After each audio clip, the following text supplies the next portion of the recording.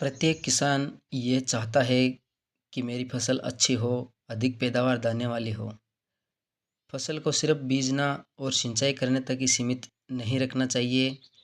समय समय पर होने वाली बीमारियां, पोषक तत्वों की कमी के लक्षणों को ध्यान में रखकर ही खाद और दवाई का इस्तेमाल करना चाहिए।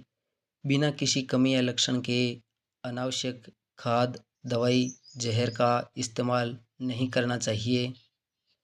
आज हम बात करेंगे सल्फ़र के बारे में। फसल में सल्फ़र की कमी, लक्षण और फायदों के बारे में। सबसे पहले बात करते हैं फसल में सल्फ़र की कमी है या नहीं। अगर सल्फ़र की कमी है तो पौधों में कौन कौन से लक्षण दिखाई देते हैं। पत्तियों में पीलापन, खास तौर पर जो नई पत्तियां होती है वो पीली पड़ना शुरू हो जाती है। पौधों में कड़ापन होता है या रूखापन सा लगता है। फसल की बढ़वार कम हो रही हो, फसल में फूल कम बनते हैं, पौधों में बौनापन होता है जैसे मूंगफली में झिम्मा बनना आदि लक्षण आदि कमियां सल्फ़र की कमी के कारण होती है।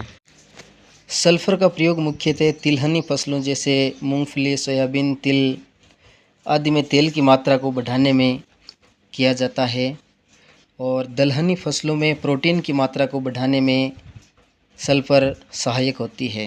कुल मिलाकर सल्फ़र सभी प्रकार की फसलों में आवश्यक पोषक तत्व प्रदान करती है।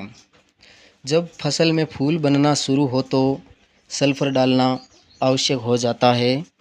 ऐसी दशा में पौधों को भरपूर पोषक तत्वों की ज़रूरत पड़ती है क्योंकि पौधा इसी अवस्था में वृद्धि कर रहा होता है और साथ ही साथ फूल निकालना भी शुरू करता है। तो इस दशा में सल्फ़र डालने से पौधे प्रोटीन, एंजाइम, विटामिन का संश्लेषण करते हैं। इसके साथ ही प्रकाश संश्लेषण और क्लोरोफिल के गठन में सहायक करते हैं और सल्फ़र नाइट्रोजन का संश्लेषण करके उसे धीरे धीरे आवश्यकता अनुसार रिलीज़ करता है ताकि पौधे लंबे समय तक नाइट्रोजन की आपूर्ति पा सकें। अगर ये सारी आवश्यकताएं, कमियां पौधे की पूरी होगी तो पौधा अपने आप स्वस्थ होगा, वृद्धि करेगा और पैदावार में कोई कमी नहीं आने देगा। इसके साथ ही सल्फ़र कीटनाशक और कवकनाशक का काम भी करता है। ये है सल्फ़र की पैदावार बढ़ाने के साथ फल को बड़ा और चमकदार भी बनाता है। मूंगफली में सल्फ़र की मात्रा की बात करें तो इसमें प्रति बीघा 2 से 3 किलो सल्फ़र डालना ज़रूरी होता है।